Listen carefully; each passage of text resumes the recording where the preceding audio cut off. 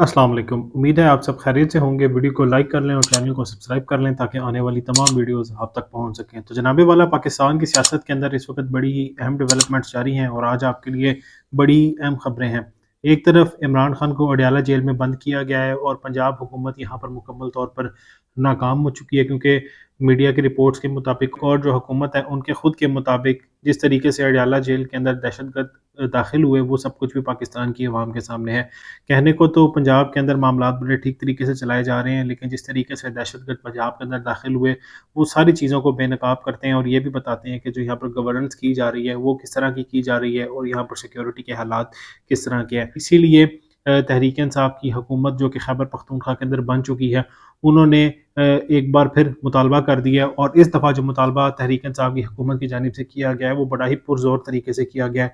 कि पंजाब हुकूमत अगर इमरान खान को सिक्योरिटी नहीं दे सकती तो खैबर पख्तूनख्वा हुकूमत के हवाले कर दे। ये खैबर पख्तूनख्वा हुकूमत का एक बड़ा ज़बरदस्त और एक बड़ा ही अहम मुतालबा है कि जी अगर आप इमरान खान की सिक्योरिटी नहीं कर सकते तो इमरान खान हमें दे दें, हम उनकी सिक्योरिटी कर लेंगे। इसके अलावा मजीद कहना था कि सिक्योरिटी खदशात को लेकर पाबंदियों से तमाम कैदियों के लिए मुश्किलात पैदा हो गई हैं, क्योंकि ये चीज़ आपको मालूम है कि जिस तरीके से वो मोहसिन नकवी साहब, जो कि वज़ीर दाखिला हैं, उनकी जानिब से इमरान खान से मुलाकात के ऊपर पाबंदी आयद कर दी गई थी। तो इसी के साथ साथ जो बाकी कैदी वहाँ पर मौजूद थे उनको भी मिलने नहीं दिया गया अपने लवाहिकीन के साथ साथ, क्योंकि जी वहाँ पर खदशा था कि कोई मामलात ख़राब हो सकते हैं। पंजाब हुकूमत अपनी नाअहली, नालायकी और इमरान खान की खौफ की वजह से लोगों को तकलीफ और अजियत में मुब्तला करने के बजाय उन्हें खैबर पख्तूनख्वा हुकूमत के हवाले कर दे। मरियम सफदर पंजाब में काम के बजाय फ़ोटोशूट में मसरूफ़ हैं। ख्वाजा आसफ मीडिया की तवज्जो हासिल करने के लिए असम्बली में फजूल शोशा छोड़ते हैं।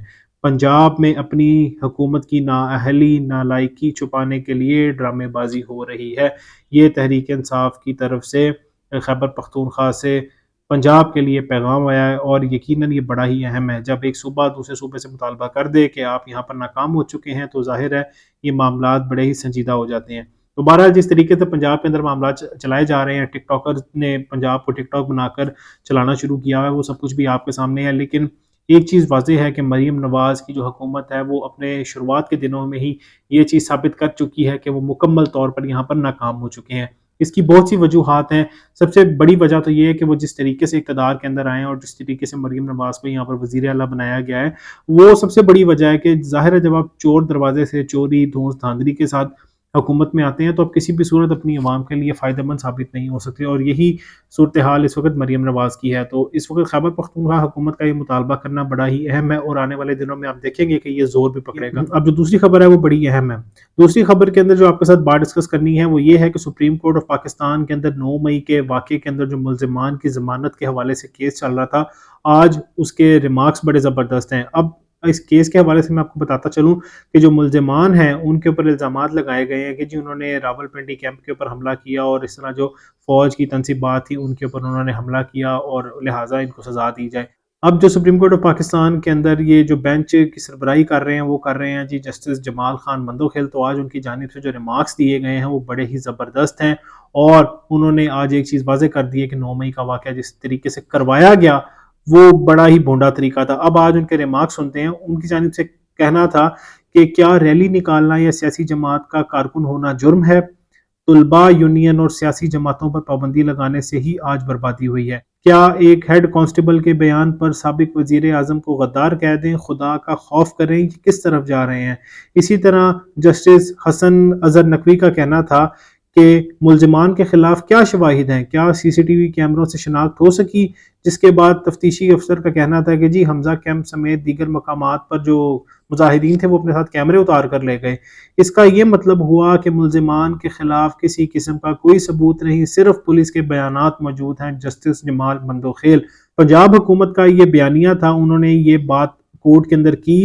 कि जी जो मुल्ज़िमान थे उन्होंने ISI कैंप के ऊपर हमला किया, यानी दहशतगर्दी की। जिसके बाद जज साहब का कहना था कि आपको तो फिर इल्म ही नहीं है कि दहशतगर्दी किसको कहते हैं। दहशतगर्दी सानेहा आर्मी पब्लिक स्कूल पेशावर और क्वेटा कचहरी में हुई थी। तो इसका मतलब एक चीज़ वाज़ेह हो चुकी है कि जिस तरीके से इमरान खान और तहरीक इंसाफ के लोगों को 9 मई के वाक़े के अंदर फंसाया जा रहा है, अगर ये जजेस डटे रहे तो जिस तरीके से ये मामला चल रहे हैं तो आने वाले दिनों में आप देखेंगे तहरीक इंसाफ के ऊपर जो मुकदमात बनाए गए जाली झूठे वो ख़त्म हो जाएंगे। इसके अलावा مزید جسٹس جمال منتخیل کا کہنا تھا کہ ریلیاں نکالنا کہاں کی دہشت گردی ہوگی، خدا کا خوف کریں۔ تو آج جو سپریم کورٹ آف پاکستان کے اندر سماعت کی گئی وہ بڑی زبردست گئی، اور 9 مئی کے واقعات کے اندر آج عمران خان کو 2 مقدمات کے اندر مزید ضمانت مل گئی، اور عمران خان کو 2 مزید مقدمات کے اندر بری کر دیا گیا ہے۔ ایک اور بڑی خبر آپ کے ساتھ شیئر کرنی ہے، وہ یہ ہے کہ جی نواز شریف کو جس طریقے سے اور جس دھوم دھڑکے کے ساتھ پاکستان واپس لایا گیا تھا 21 اکتوبر کو، اب خبر یہ ہے کہ جی نواز شریف نے واپس لندن جانے کا فیصلہ کر لیا ہے۔ یہ بہت ہی بڑی خبر ہے کہ نواز شریف کو جس طریقے سے ان کے مقدمات ختم کیے گئے، ان کی سزائیں ختم کی گئیں، اور نواز شریف کو پارلیمنٹ میں جس طریقے سے لایا گیا، اس کے بعد تو نواز شریف کو چاہیے تھا کہ پاکستان میں رکتے اور ان کا شکریہ بھی ادا کرتے کہ جی آپ مجھے جس طریقے سے پارلیمنٹ میں لے کے آئے ہیں، لیکن آج بالآخر نواز شریف نے دل برداشتہ ہو کے واپس لندن جانے کا فیصلہ کر لیا ہے۔ اب اس کی وجہ کیا ہے؟ اس کی وجہ یہ ہے کہ 21 اکتوبر کو جب نواز شریف پاکستان واپس آئے تھے تو تب بھی اندازہ ہو گیا تھا کہ لوگوں نے ان کو ایکسیپٹ کرنے سے انکار کر دیا ہے۔ میں آپ کو اپنی ہر ویڈیو کے اندر ایک بات واضح طور پر کہتا تھا، وہ الیکشن سے پہلے بھی کہتا تھا کہ نواز شریف پاکستان کی سیاست کے اندر مکمل طور پر ارریلیونٹ ہو چکے ہیں۔ لوگ اس حوالے سے نہیں مانتے تھے، اور تحریک انصاف کے جو دوست ہیں وہ یہ سمجھتے تھے کہ نہیں جی نواز شریف کے پاکستان واپس آنے سے بہت اثر پڑے گا، لیکن آپ نے دیکھا نواز شریف تو اپنی ہی نشستیں ہار چکے تھے، اور جس طریقے سے ان کو یہاں پر جتوایا گیا وہ بھی پاکستان کی عوام کے سامنے ہے۔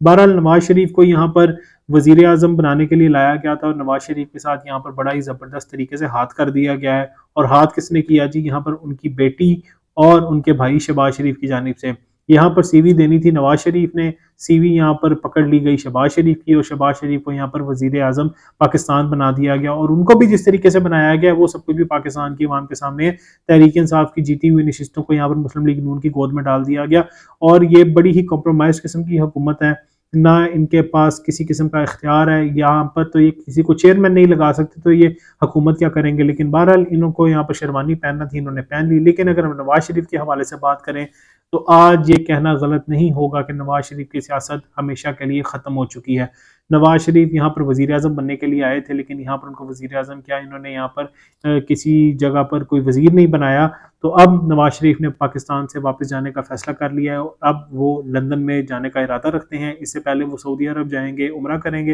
اور اس کے بعد وہاں پر چیک اپس کے لیے لندن جائیں گے، اور ہمیشہ وہ چیک اپس کا بہانہ بنا کر ہی لندن جاتے ہیں، اور اس کے بعد وہ واپس نہیں آتے۔ اب صورتحال یہ ہے کہ نواز شریف جیسا شخص جس نے 40 سال سیاست کی اور اس کا اختتام جس طریقے سے ہوا ہے، یقیناً یہ کوئی اچھی چیز نہیں ہے۔ نواز شریف سے مخالفت ہو سکتی ہے، ان کی باتوں سے بھی مخالفت ہو سکتی ہے، ان سے اختلاف کیا جا سکتا ہے، لیکن نواز شریف جیسا شخص، اس کی سیاست اتنے برے طریقے سے ختم ہوئی، یقیناً یہ دوسرے سیاستدانوں کے لیے عبرت ہے۔ جب آپ ووٹ کو عزت دو کا نعرہ لگا کر بوٹ کو عزت دو کی طرف چلے جاتے ہیں تو آپ کی سیاست کا وہی حال ہوتا ہے جو نواز شریف کی سیاست کا ہوا ہے۔ اب ایک اور خبر ہے آپ کے لیے، وہ بڑی ہی اہم ہے، اور تحریک انصاف کے جو دوست ہیں جو اکثر سوال کرتے ہیں ان کے لیے بڑی اہم ہے۔ وہ پوچھتے ہیں کہ جی عمران خان کی جانب سے کیا کہا گیا ہے کہ جو لوگ پارٹی چھوڑ کے گئے ہیں ان میں سے کن لوگوں کو واپس لیا جائے گا۔ شیر افضل مروت نے یہ واضح طور پر اور کھل کر بیان کر دیا ہے کہ عمران خان کا اس کے حوالے سے کیا خیالات ہیں اور عمران خان اس حوالے سے کیا کہتے ہیں۔ اب صورتحال یہ ہے کہ شیر افضل مروت سے سوال کیا گیا کہ جی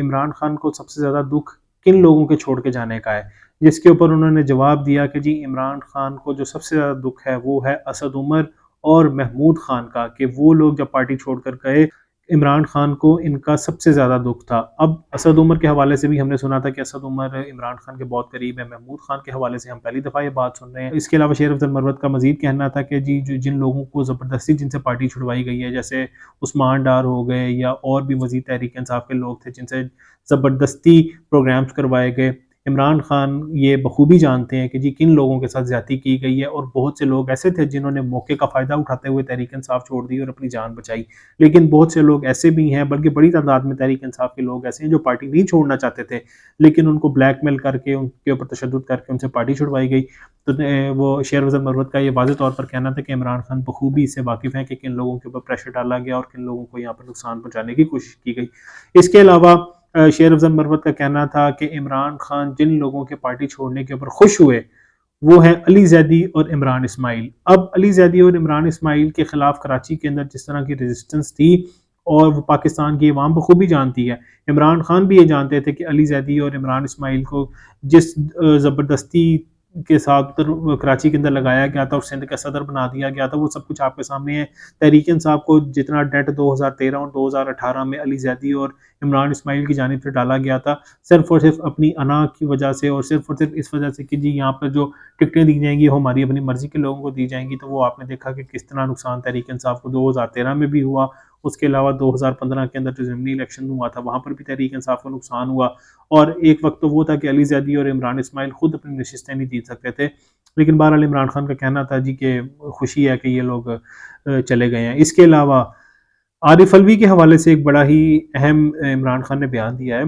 کہ عمران خان جو ہیں عارف الوی سے بہت زیادہ ناراض ہیں، اور شیر افضل مروت کا کہنا تھا کہ عارف الوی اپنے آپ کو یہی سمجھیں کہ وہ تحریک انصاف کا حصہ نہیں ہے، کیونکہ جس طریقے سے